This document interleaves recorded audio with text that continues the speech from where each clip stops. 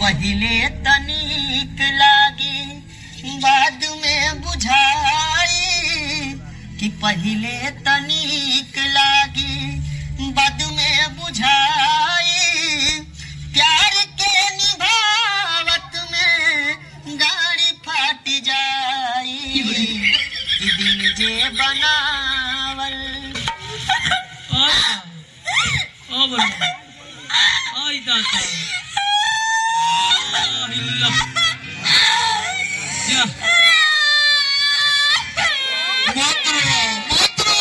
अरे मूत्रो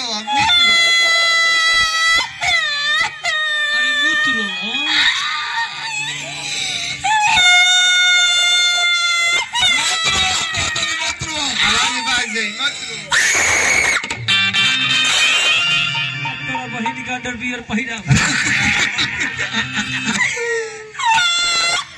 चुप हो जा रो मत लोर पोछो लोर पोछो जोरे दोगला ते कबो खुश ना रहबे का भइल रे तोरा संगे हम हल्दी लगावे के सपना देखनी आ करे शुटनी तू हमरा के चूना लगा के चल गइलो काहे बिस्कोपरा नियर खराब ना ह जे भाड़े के दुआ कोई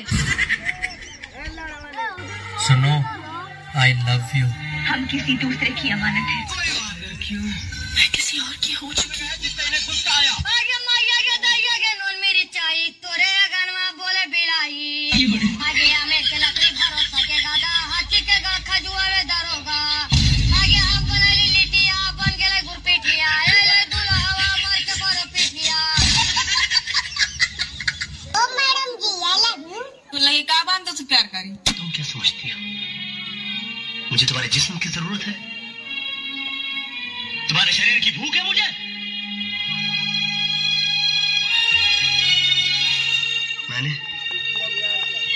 मैंने कभी तुम्हारे जिस्म से नहीं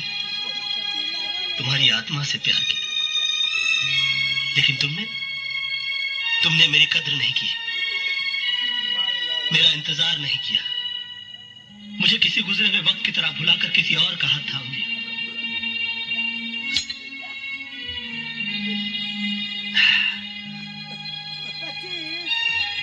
यार हम दोनों ने किया मगर तड़पना सिर्फ मेरे नसीब में आया गरो धुआं धुआं उठल जिंदगी में हमरा ऐसे जान बिन बेजान भइनी जी बोल कैसे तू बताव ना समझाव ना हम तहार हैं तहारे रहो साथो जन्म तक चंदन करे जा दिल रोई रोई कहता दर्द से दे छुआ जानी अपना मर्द से तम जीते